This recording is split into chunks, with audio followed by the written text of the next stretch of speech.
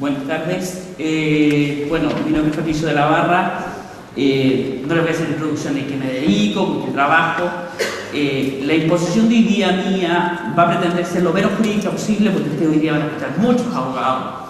Entonces van a tener la tendencia a aburrirse un poco de las leyes y de lo que son las leyes y cómo funcionan. Yo un poco lo que quiero dar es una visión jurídica, pero desde el punto de vista de la creación. Es decir, cómo se crea, cómo se innova, cómo se llega finalmente a un proyecto que es susceptible de protegerse. Después de mí, entiendo, gracias, después de mí, bueno, perdón, con eso avanzo, después de mí vienen personas que van a hablar a ustedes cómo se patenta, qué es una patente, qué tipo de patente existe, por lo tanto yo no me voy a meter en ese jueguito, sino que voy a partir un poco antes, digamos. Voy a partir cuando todavía estamos en la como quien dice, en la creación previa. Ahora, me van a disculpar, a mí de repente se me van a salir unos gallinazos. Los gallinazos no es propio de mi voz, lo que pasa es que me acaban de operar y por lo tanto de repente voy a estar así medio complicado, pero esa es la explicación.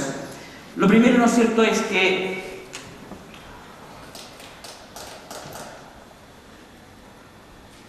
vamos a hacer una pequeña presentación de lo que vamos a ver, que son dos etapas.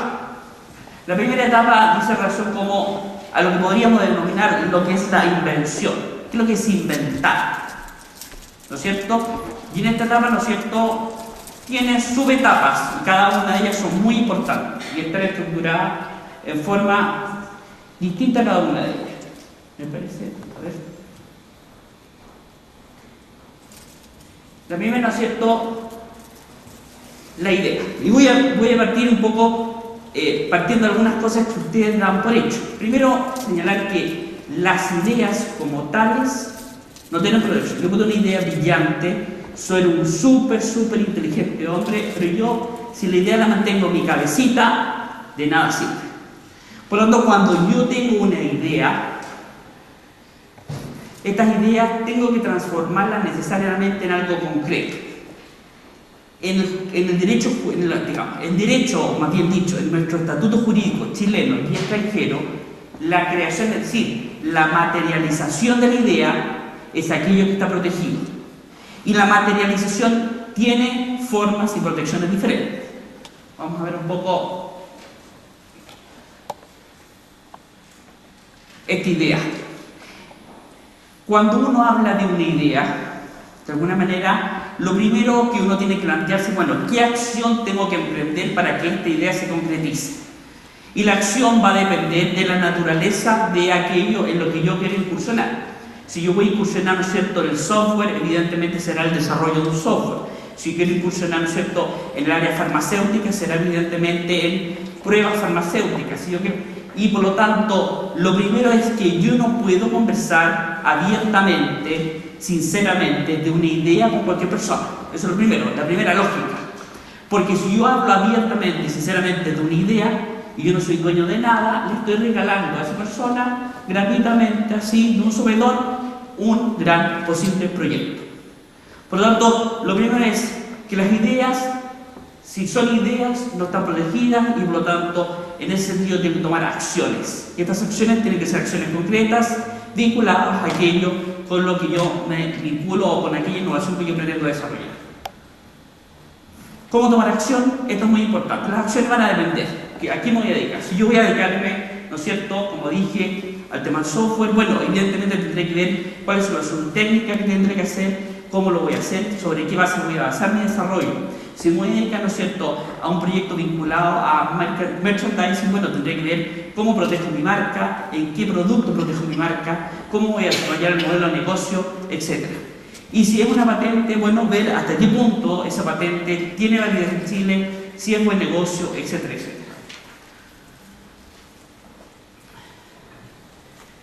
Es muy importante aquí, yo quiero ser bien sincero con ustedes, no tenemos que olvidar nunca que cuando alguien desarrolla una innovación es porque detrás de eso hay un buen negocio. Aquí nos pasaremos de tontos si nosotros nos dedicáramos a innovar para perder plata. Todos estamos aquí porque pretendemos que una innovación finalmente se transforme en un buen negocio y ese buen negocio me permite a mí seguir investigando, seguir creciendo y seguir haciendo buenos negocios. Y por lo tanto, aquellos que se enamoran de su invención, por favor dedíquense a otra cosa. La invención es simplemente un medio, no un fin. Y por lo tanto, cuando yo me dedico a innovar, yo tengo que tener como fin, o como tener fijado un fin, que esto es, o se dedica, o voy a hacer buen negocio. Cuando yo incluso tengo una fundación o una corporación sin fines de lucro, que es un poco la pregunta de atrás, bueno, evidentemente que yo tengo que generar lucas para esa fundación o esa corporación.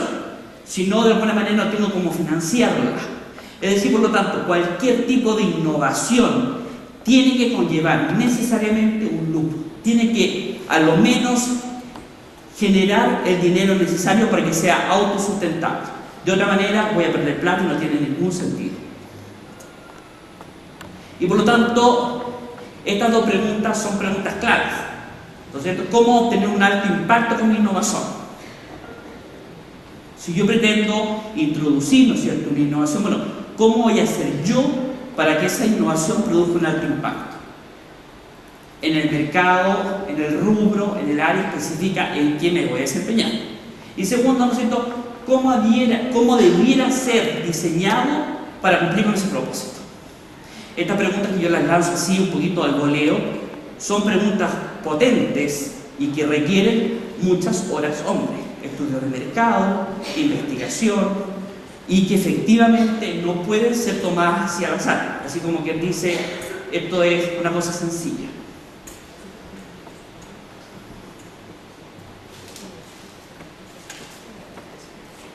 Calidad, es muy importante aquí, una cosa que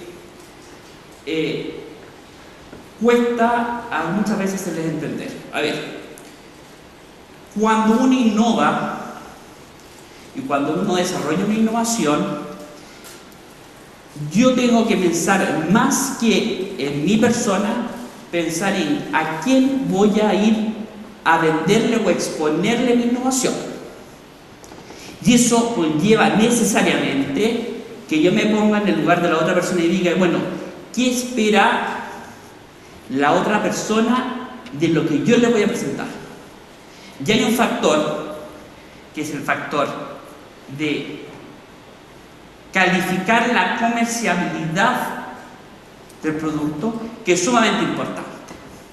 Yo no voy a entrar aquí a hacer un análisis de cuando yo voy a vender algo, tengo que haber previamente estudiado evidentemente el costo alternativo de innovación. Si yo voy a vender un proceso minero a una minera, bueno, a lo menos habré estudiado cuánto le cuesta el proceso que actualmente tiene y cuánto le cuesta introducir mi proceso y cuánto es el ahorro. Porque de otra manera yo voy a ir a perder el tiempo y hacer perder tiempo a mi contraparte. Eso evidentemente es un proyecto concreto, real, que se apalanca en algo concreto. De lo contrario es una pérdida de tiempo. Lo segundo es, uno es muy mal consejero. Si uno fuera piloto de avión y evidentemente pretendiera aterrizar un avión sin preguntarle a la torre de control cómo está la pista, la verdad es que no sacaríamos la cresta. En materia de innovación ocurre más o menos lo mismo. Necesariamente yo tengo que preguntar, pero no a cualquier persona, a personas que manejen el tema. Yo puse ahí amigos, ojo, cuidado con los amigos. Pongo amigos porque uno se supone que en la vida tiene ciertos amigos que manejan cierto grado de información relevante que puede ayudarnos. Pero hay amigos y amigos, y aquí yo les puedo contar casos de íntimos amigos que han terminado mal. Por lo tanto, es necesario que así como yo haya hecho investigación del mercado, haya hecho a lo menos un feedback de cómo se puede apalancar mi innovación dentro del mercado, tenga también un feedback de mis amigos y de un experto. Un experto, una persona que conoce más del mercado que yo, una persona que conoce del rubro específico en que yo me pretendo desempeñar. ¿Por qué? Porque me va a decir la verdad, que es muy importante. En esto, la verdad es súper importante porque si empezamos con que, qué bueno, qué simpático, y me meto a gastar plata en mi bolsillo, me meto a gastar hora hombre mía, y que efectivamente lo que yo estoy haciendo no vale nada, bueno, hice un muy mal negocio. Y perdí mucho tiempo en cosas que podría haberla dedicado a otra cosa. Por lo tanto, es necesario preguntar y calificar.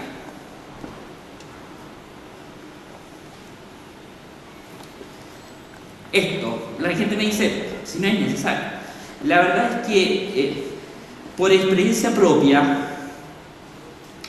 efectivamente cuando uno innova, estudia la comerciabilidad, luego le pregunta a un experto, cuando llega el momento en que yo tengo que ir a vender,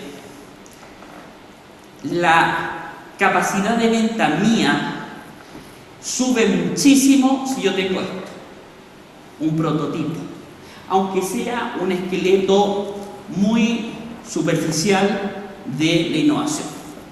Ahora, aquí yo necesariamente tengo que hacer algunas reflexiones para que inmediatamente ustedes sepan lo que pasa con esto. Cuando yo exhibo un prototipo, yo me estoy exponiendo a que aquello que estoy innovando se pierda, ya sea porque se lo apropia quien se lo exhibo, o porque esté matando la novedad, porque al momento de exhibirlo lo estoy haciendo público. Por lo tanto, cuando yo exhibo esto, y cuando me refiero a exhibirlo, es que volvemos un poco a la diapositiva anterior, en el sentido de que cuando yo hago un prototipo lo hago para que lo analice quién es. Este ingeniero experto, este amigo experto, para que me diga si efectivamente, en su opinión, el prototipo a lo menos cumple con los requisitos básicos para continuar trabajando. ¿Por qué es importante el prototipo? Porque bien saben ustedes que las cosas en 3D se ven, se sienten y se entienden mejor. Si yo efectivamente hago una cosa que es simplemente una idea y esa idea la plasmo en un papel, la verdad es que entre nosotros tiene a lo menos un déficit al momento de poder venderla o darla a conocer comercialmente.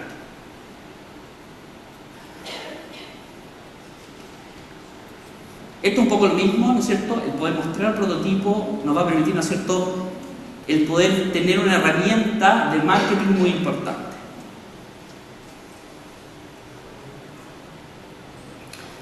No se trata, aquí, un poco continuando, no se trata que yo me llene de muestras.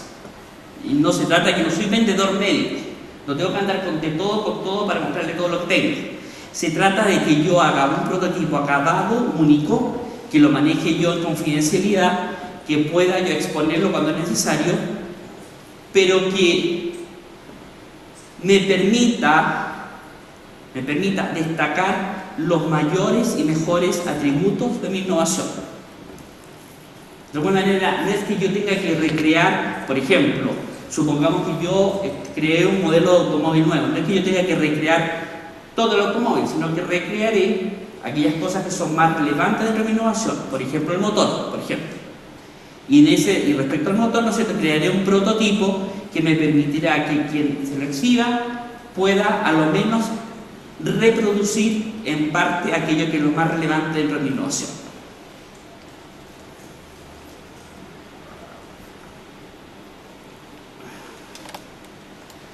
Este prototipo de que estamos hablando, yo me voy a permitir un poco volver atrás con ustedes. Yo lo que estoy haciendo ahora, les estoy recordando todos los pasos por los que ustedes debieron pasar o deberán pasar para tener un proyecto que a lo menos tenga algún grado de éxito. Serán todos, quizás no todos, pero gran parte de ellos sí tiene que ser tomado en consideración por ustedes, porque de lo contrario yo les garantizo que existen altas probabilidades que el proyecto no pueda prosperar. Puede que en algunos aspectos, ¿no es cierto?, no sé exactamente lo que estoy diciendo yo, pero yo les aseguro que gran parte, esto que yo estoy exponiendo ahora es parte de la experiencia que yo he tenido respecto al tema de innovación. Por lo tanto, tener prototipos a mí lo que me permite es poder probar. ¿Probar qué? Probar que es exitoso. ¿Pero exitoso en qué? Exitoso en aquello que yo pretendo destacar en mi innovación. Ojo, nos vamos a encontrar con que a veces yo he desarrollado una innovación para atacar o tratar un sector particular o específico de un problema. Y en el tiempo intermedio ocurre que mi innovación no solamente soluciona ese problema, sino que soluciona problemas diferentes o problemas diferentes en forma más perfecta, que puede ser una gran sorpresa. Y lo que originalmente yo tenía visualizado para hacer A, resulta que termina siendo Z. Esto que yo les estoy diciendo no es que sea un cagüín mío que no se me ocurrió en el último momento, esto es verdadero. Y a mí me ha tocado casos particulares de innovaciones en materia de bioquímica, en que efectivamente cuando se le pregunta, oye, ¿esto podría tener una aplicación en otra área específica? Me dicen, sí, podría. Y cuando lo llevamos a números, y nos damos cuenta que esa área es mucho más interesante desde el punto de vista comercial que aquella que originalmente estaba prevista. Y finalmente entonces hay un vuelco completo de la innovación. ¿Por qué? Porque existe un prototipo que permite tener una prueba de funcionamiento y idoneidad.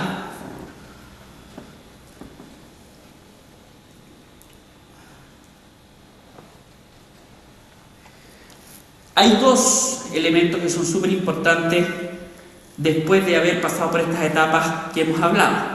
Lo primero es que si yo trabajo dentro de una empresa, yo tendré que tener claro con el departamento de marketing cómo voy a vender mejor mi innovación. Es decir, cuáles son los atributos que hacen que innovación sea, desde el punto de vista de marketing, única o a lo menos muy vendible. Y esos atributos, aunque todos no lo crean, ya no pasan por el tema técnico, sino que pasan por aquello que es más vendedor, que a veces es asociado con lo técnico, a veces no necesariamente lo es así. Pero además,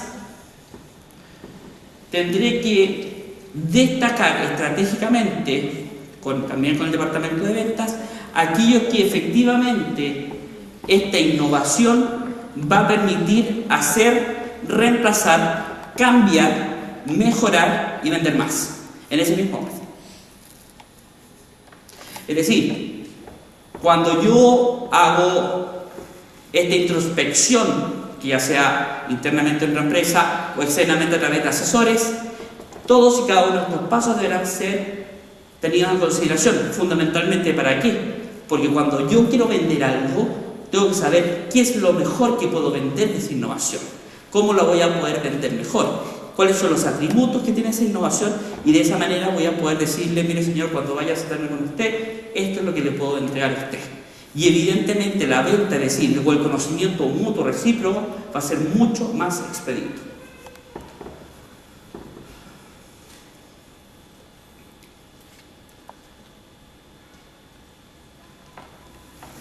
No puede ser posible, y aquí lo digo porque a veces ocurre también, que nosotros no manejemos todas y cada una de las condiciones de nuestra innovación.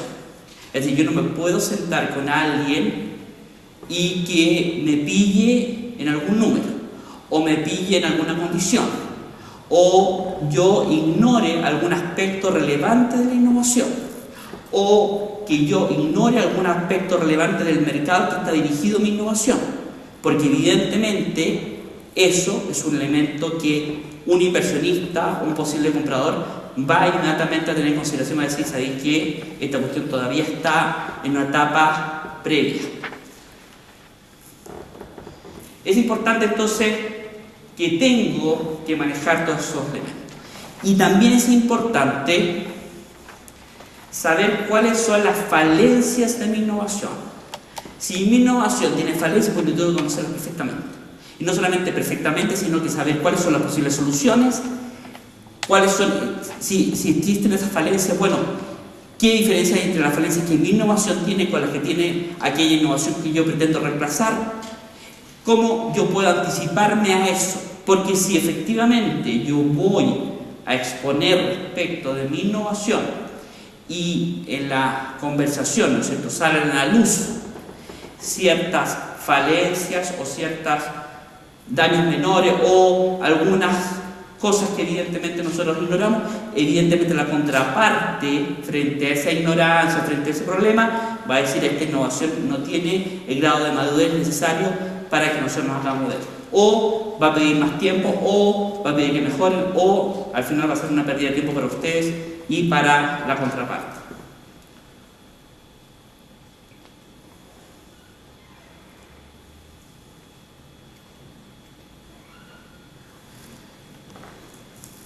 Toda esta etapa previa que hemos hablado les va a permitir a ustedes, ¿no es cierto?, analizar la innovación en su justo peso, ver inmediatamente, ¿no es cierto?, cuál es el potencial, desarrollarlo y crear una nueva innovación.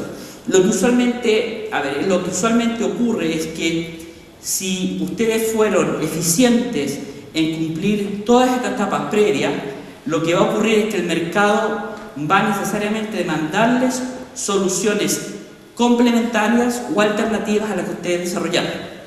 Y se va a crear lo que se denomina un círculo virtuoso, que efectivamente el mercado va a buscarlo a ustedes para soluciones alternativas o complementarias. Y esto evidentemente significa que se valida en el mercado y que por lo tanto el proyecto, a lo menos en esta primera etapa, quedó funcionando.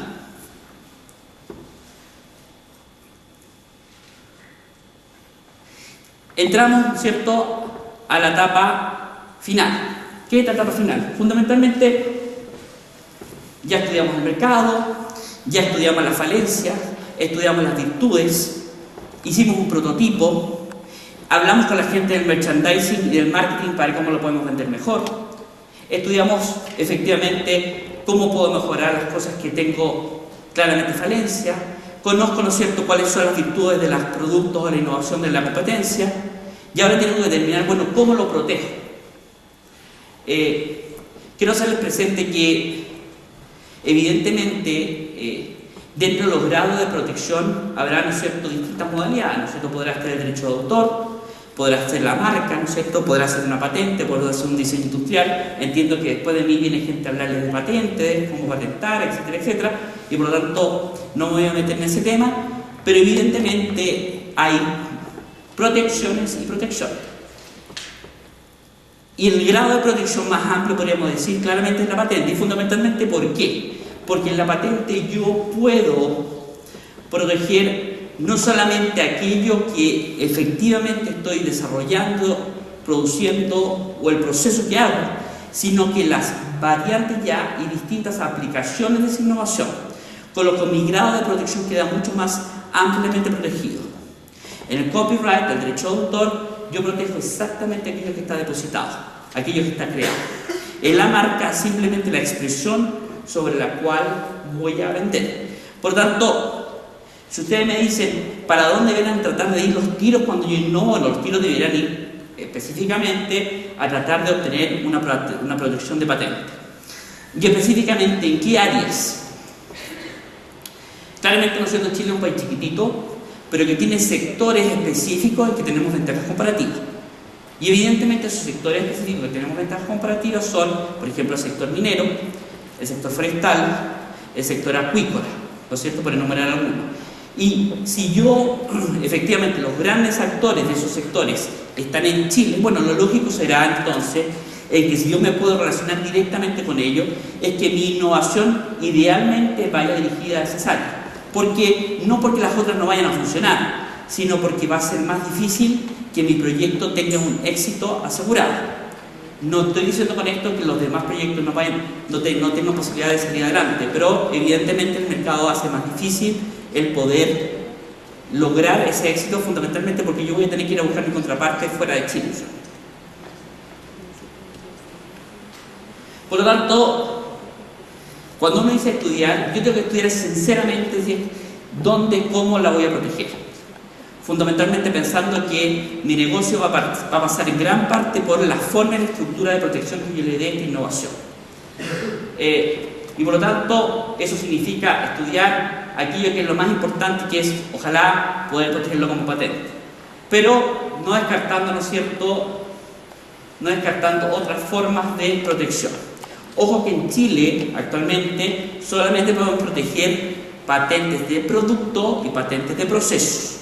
Por lo tanto, cuando yo pienso o desarrollo una innovación, bueno, tendrá que estar enfocado fundamentalmente, si es en Chile, a eso. En el extranjero la variedad es un poco mayor. Estados Unidos fundamentalmente admite patentes de uso, patentes de método, y por lo tanto, evidentemente ahí podemos tener algún tipo de variante.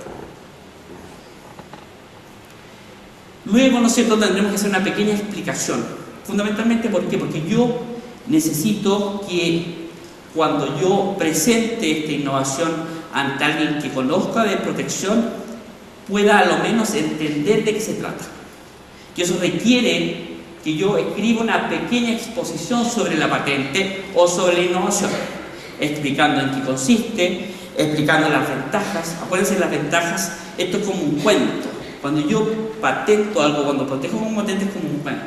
Había una vez un problema, y este problema consistía en tal cosa. Las soluciones a este problema son estos, y mi solución es una solución diferente a esta, y lo soluciona de la siguiente forma. Y ese cuento es aquello que me va a permitir a mí reproducir la idea y saber exactamente, bueno, qué es lo que estoy ofreciendo. Ese cuento que yo les acabo de contar, bueno, hay que validarlo. ¿Validarlo con quién? Con una persona experta. Yo no puedo validar temas de innovación con gente que no sabe. Tiene que ser con alguien experto en la materia. Y eso significa, bueno, buscar un experto. Si yo conozco, trabajo en otra empresa, bueno, preguntarle al experto, y si no, buscar un asesor externo que me pueda ayudar a hacerlo.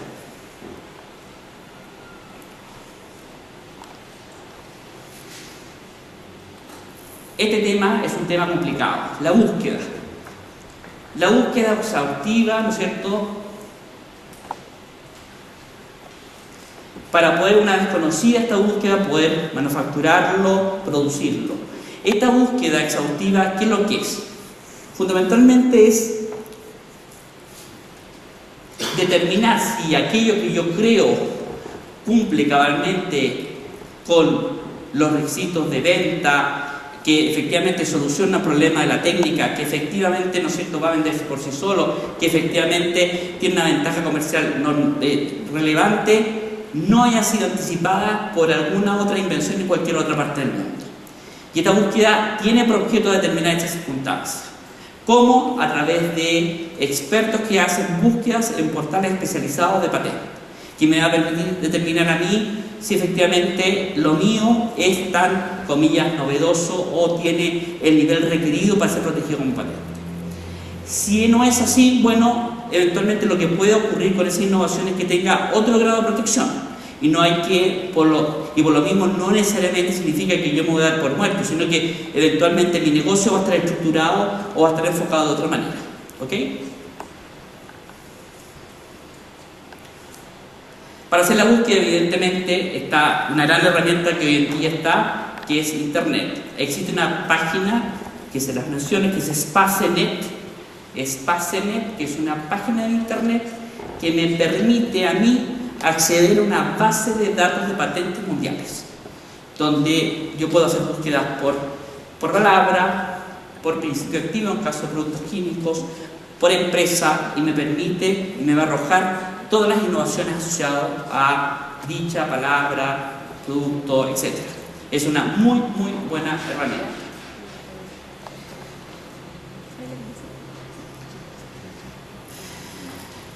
Viene de cerca la recomendación. La verdad es que en esto de innovar es preferible hacerse ayudar o asesorar por un experto.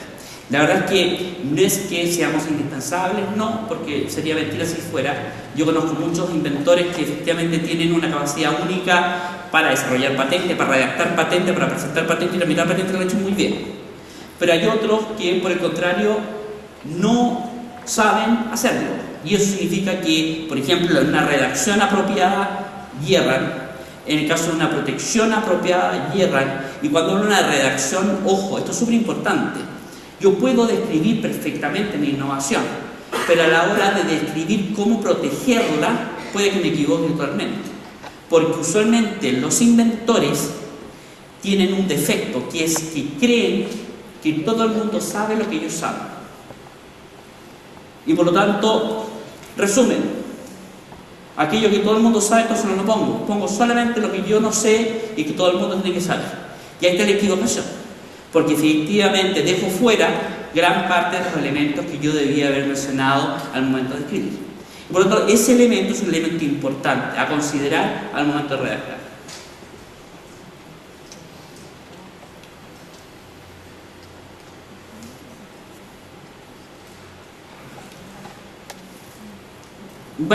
seguramente más adelante van a ponerle qué tipo de patentes hay. Las patentes pueden ser patentes provisionales, que es una excelente herramienta para estudiar mercado. La patente provisional usualmente es una patente que se utiliza en Estados Unidos, una patente que me da un tiempo a mí para poder explorar mercados, determinar si efectivamente mi innovación tiene capacidad de venta, si tiene un mercado objetivo, si efectivamente con ella voy a poder hacer un buen negocio. Si yo, por el contrario, estoy seguro y ya tengo acercamiento, ¿no es cierto?, con empresas que me dicen que efectivamente el tema es interesante y efectivamente hay una capacidad de venta, bueno, entonces tendré que optar por una patente definitiva. Y ahí entonces claramente tendremos que empezar a escribir qué, el cómo protegerla lo más exhaustivamente bien.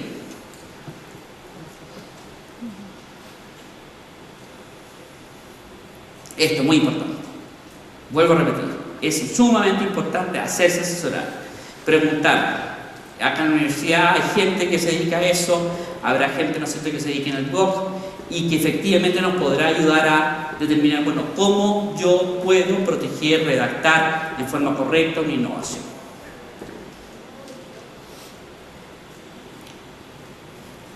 Puede ocurrir que la innovación no dé patente. No tenemos que defraudarnos, la verdad es que no. Existen muchas posibilidades de protección y cada estructura de negocio, ¿no es cierto?, está pensada para un tipo de protección.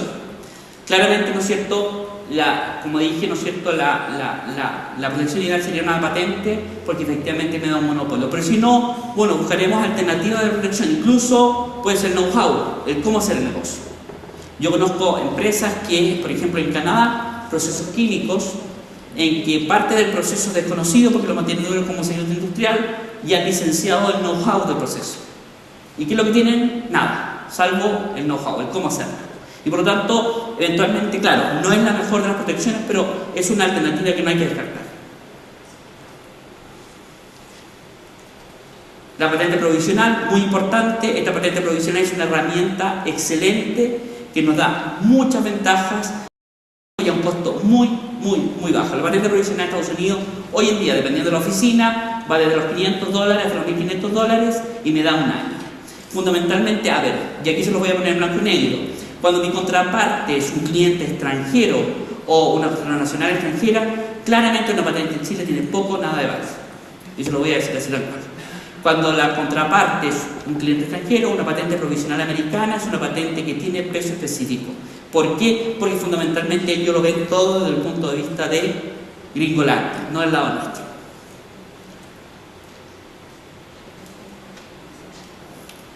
Vuelvo un poco a lo que dijimos. ¿Qué es lo que va a ocurrir si nosotros hacemos todos estos procesos? Bueno, evidentemente vamos a haber encontrado soluciones alternativas complementarias. Y eso nos va a significar nosotros trabajar. ¿Trabajar para qué?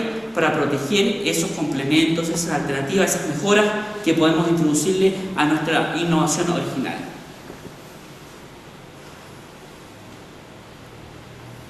Es importante, bueno, ¿cuántos beneficios me va a traer a mí la innovación? Yo calculé ya el mercado objetivo de la venta mía es... El mercado objetivo de mi venta es tanto, ok, esto me va a redituar tanto. Bueno, ¿y cuánto me cuesta a mí patentar, por ejemplo? Bueno, si efectivamente el costo versus beneficio es más alto, bueno, me olvido de la innovación, claramente no es negocio.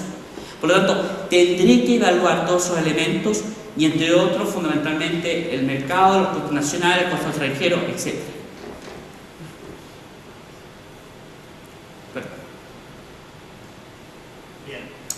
Finalmente, entonces, la presentación de la patente definitiva y entiendo que ahora viene a exponerle respecto de la patente.